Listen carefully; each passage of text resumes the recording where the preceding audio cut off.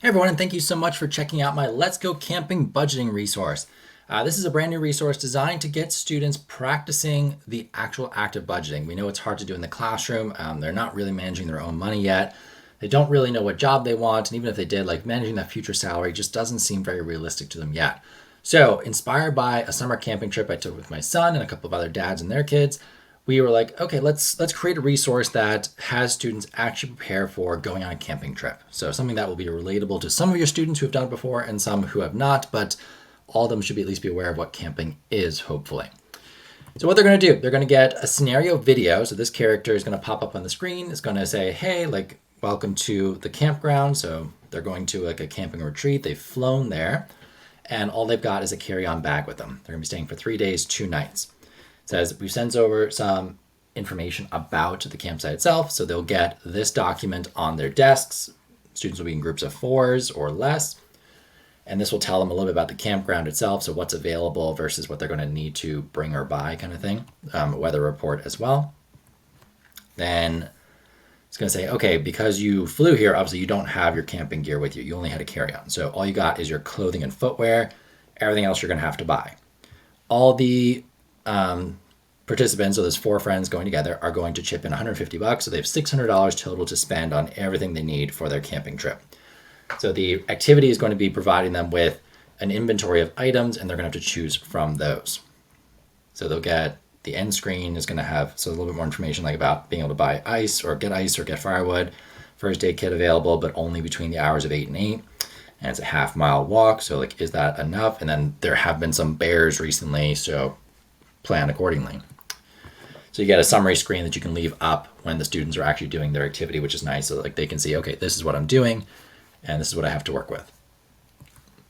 The sheet that they're going to get, they'll get 4 of these sheets that have 50 items on them. So things like tents, tarps, sleeping bags, sleeping pads, that sort of thing.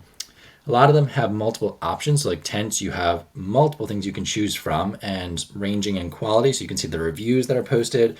They might be recognizable brand names or not. And then the price that goes with it as well. So like, you have 4-person tents, you have single-person tents, 2-person tents, 6-person tent. Then, do you put a tarp under it or not? Do they know they need a tarp for moisture barrier or not? What do they want to sleep on? So are they going more higher comfort with like an air mattress, or are they just going with the cheaper option of just a mat? Or do they forget about that altogether? And then sleeping bags as well.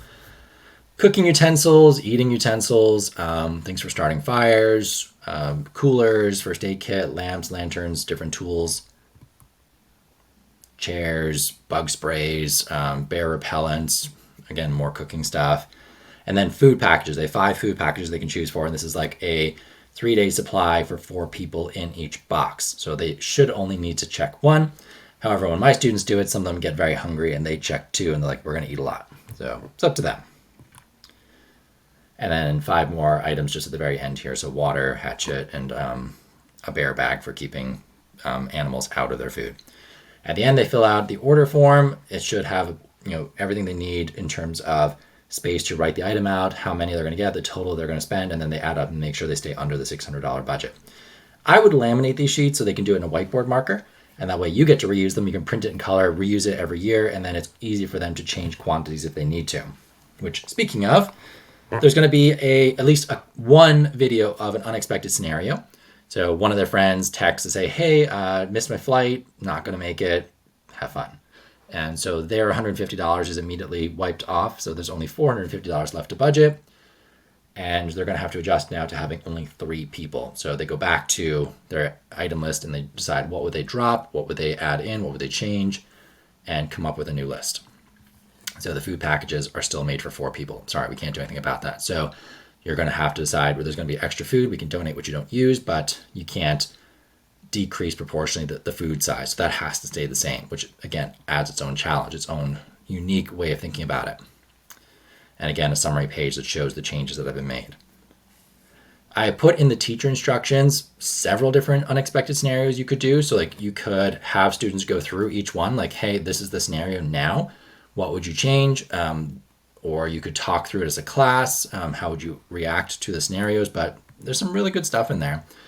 And then to wrap up, when you're done, I have a reflection document. You can assign it as a Google Doc, or you can print it and assign it as a PDF where they can write in it. There is space for both.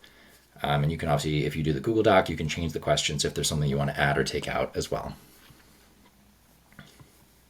So your teacher instructions will have everything you need to get the activity started, what you should think of ahead of time, what you should do to get going, that sort of stuff. So like what you need to print, what you need to assign, all that great stuff, links to the videos and so on. And then the unexpected events, you can see I've got 1, 2, 3, 4, 5, 6, 7 unexpected events for you that you could do on top of the one that has the video.